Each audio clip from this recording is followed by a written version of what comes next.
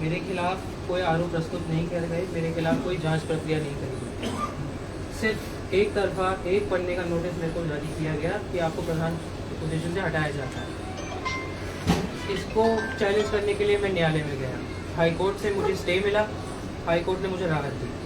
अगर ये सरकार, भाजपा की सरकार, इतने कायर निकली और इतने डरपोक निकली कि ये न्यायालय की भी इज्जत नहीं करते। इन्होंने तुरंत ऑर्डर निकालने के बजाय बैठे रहे, ऑर्डर को इग्नोर किया। 6 महीना 8 महीने उन्होंने साल भर निकाला और हाई कोर्ट के ऑर्डर की पालना नहीं करी। फाइनली जब मुझे कंटेम्प्ट और डबल कंटेम्प्ट में कोर्ट जाना पड़ा, तब ये मजबूर हुए, जब इनकी नौकरी की बात आई कि अब तो आना ही पड़ेगा, तो उन्होंने मुझे फिर वापस मेरा प्रधान का पोजीशन वापस दी। उसके ठीक हफ्ते भर में ही, हफ्ता भी नहीं हुआ था, मुझे फिर उन्हीं चार्जशीट पे जिन पे न्यायालय के द्वारा स्टे लगा हुआ है, उसी के द्वारा फिर से सस्पेंड किया गया और इस सस्पेंशन के तुरंत बाद मुझे बर्खास्त कर दी। अब इनसे सवाल ये उठता है और हर आदमी का यही सवाल उठता है कि किस नियम, कानून, उसूल के तहत इन्होंने ये काम किया, और अगर मेरे खिलाफ जांच हुई तो उसकी चार्जशीट कहाँ है, और अगर चार्जशीट है तो 15 दिन पहले मुझे क्यों नहीं दी। रूल 23 पंचायत राज एक्ट, अगर कोई आदमी पढ़ा लिखा है पढ़ सकता है, उसमें लिखा है कि किसी भी जनप्रतिनिधि को, अगर वो प्रधान है या मेंबर है, आपको उसे उसके खिलाफ जो कंप्लेंट है, जो जांच हुई है, आपको उससे अवगत कराना पड़ेगा और उसे 15 दिन का समय देना पड़ेगा कि वो प्रस्तुत हो आपके सामने, अपना डिफेंस दे, अपनी बात रखे और उसके बाद जांच हो और फिर आप उसको बर्खास्त करें तो करें। ये सरकार अपने आप को इतना बलशाली समझती है कि कुछ भी करे, कुछ भी तानाशाही फैलाए और कोई आदमी कुछ करेगा नहीं इनके खिलाफ। ये बात सत्य नहीं। इन्होंने मेरी प्रधानी रद्द करी, ठीक है, अब हमारे पास सदस्यता बची थी। इन्होंने सोचा कि हम चुनाव कराएंगे, सरकार हमारे भी है, स्टेट में भी, गाँव में भी सरकार हमारी है, कोई दिक्कत ना हो से प्रधानी नुकनी बनाने जाऊंगा प्रधान हमारा। अब इन्होंने पता नहीं थे केड़ो इलेक्शन बन जाएगा, तब इन्होंने कोशिश करी कि कई तरीका से इलेक्शन रद्द करो जाए, इलेक्शन इन पर रद्द ना हो। यहाँ में मैं जो प्रदेश के इलेक्शन कमीशन है और बड़े लेवल के पुलिस अधिकारी हैं, उनकी दाद देता हूँ कि वो प्रेशर में नहीं आए, वो डरे नहीं इस सरकार से। उन्होंने फेयर एंड फ्री इलेक्शन कामा पहाड़ी में करवाया। दिक्कत आती है पंचायत राज मंत्रालय से। माननीय मंत्री साहब मदन लाल दिलावर जी, उनके ऊपर क्या दबाव था ये मैं कह नहीं सकता, मगर उन्होंने जो जांच प्रक्रिया करी और जो मेरे को सदस्यता से हटाने का काम किया 24 घंटे के वक्त इलेक्शन से पहले, वो ये दर्शाता है कि उनको कानून से कोई फर्क नहीं पड़ता। वो किस बात के लिए शिक्षा मंत्री बने हैं इतना अशिक्षित होके, इस बात पे मुझे अचंभा है। मगर ये बात जरूर है, उन्होंने आज जो बदतमीजी करी हमारे साथ और इस चुनाव को छीना हमसे, इसका परिणाम उनको इंशाल्लाह जरूर भरना पड़ेगा, ये खामियाजा देना पड़ेगा। अब चुनाव आएंगे, पब्लिक का चुनाव, मेमोरी का चुनाव में तो फिर भी कोई गुंडागर्दी कर दिया मैं समझ लूँ। जिला पार्षद चुनाव में क्या करूँ, जो सरपंचगण घूमे बीजेपी के दलाल बन के, उनसे मैं सवाल पूछूंगा फिर जनता को क्या मुंह दिखाओगे। क्या इस प्रकार की तुम सरकार चाहते हो कि कोई जनप्रतिनिधि चुन लिया जाए और जस्ट बिकॉज सरकार तुम्हारे राजस्थान में है तो बाकी कोई अहमियत ना रही? ये ना चल सकता। आज नहीं तो कल मुझे न्याय मिलेगा।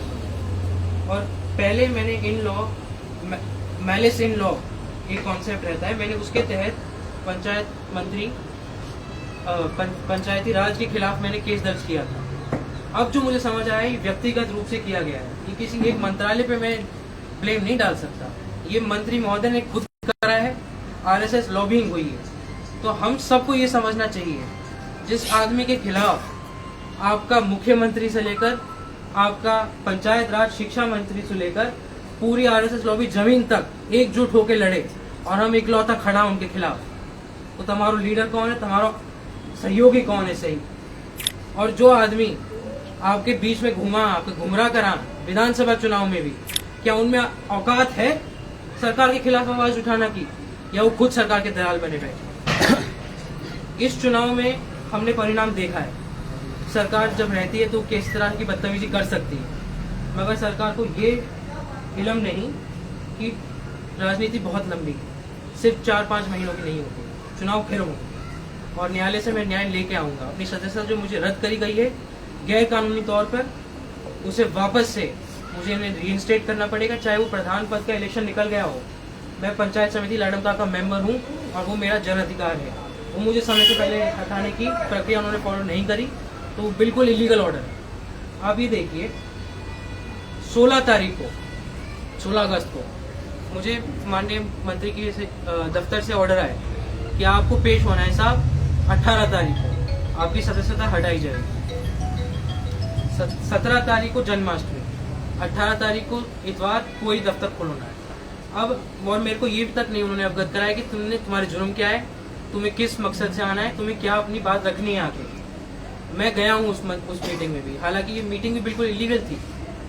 18 तारीख को सोमवार को मैं गया हूँ और मंत्री साहब से भी मैंने यही सवाल किया, मंत्री साहब आप मुझे हटा दो, अपन मुँह तो बताते कि मेरे खिलाफ जुर्म कहाँ है, सबूत कहाँ है तुम्हारे पे। उन्होंने इतनी बात कही सिर्फ कि आप 3 पंचायती राज मीटिंग में ना आया, या वजह से आपकी सदस्यता रद्द हुई।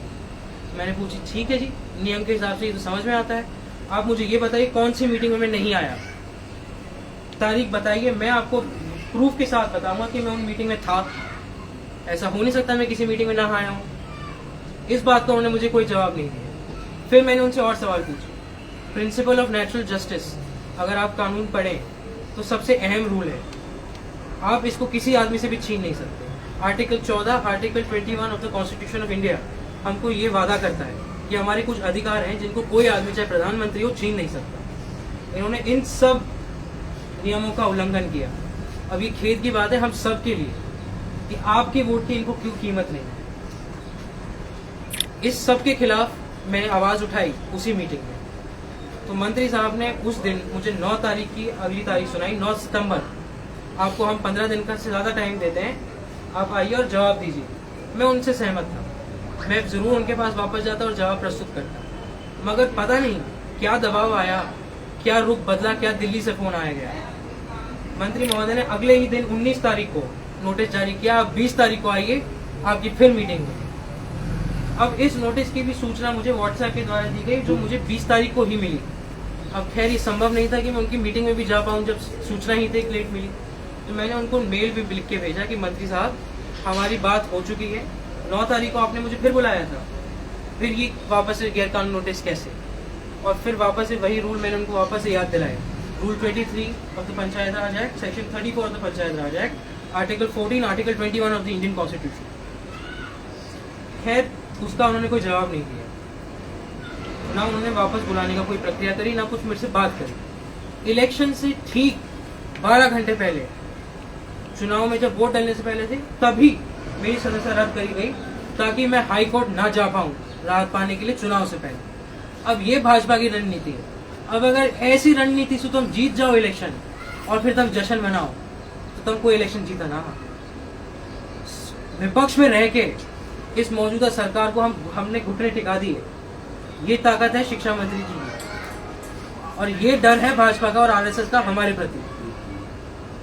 अब मेरा भाजपा वालों से और उनके सहयोगियों से सिर्फ इतना ही मैसेज रहेगा, अगर दम है तो जनता के चुनाव में आके भिड़ो, और अगर तुम्हारे साथ जनता होगी तो तमल्लू वोट मिलेंगे, वरना हमल्लू मिलेंगे। अब आरो सरपंची को चुनाव, पार्षद को चुनाव और विधानसभा को चुनाव। अगर दम होए तो आमने सामने की लड़ाई लड़ो, एक कायरन की लड़ाई लड़ना बंद करो। शुक्रिया।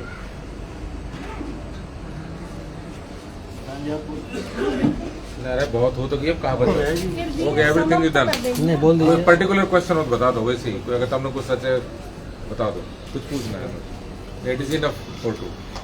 आपके सवाल तो आप पूछ लीजिए, मेरे से पूछना है, हो गया बस, बहुत एवरीथिंग इज कवर्ड। अब अनौपचारिक खूब करो बात।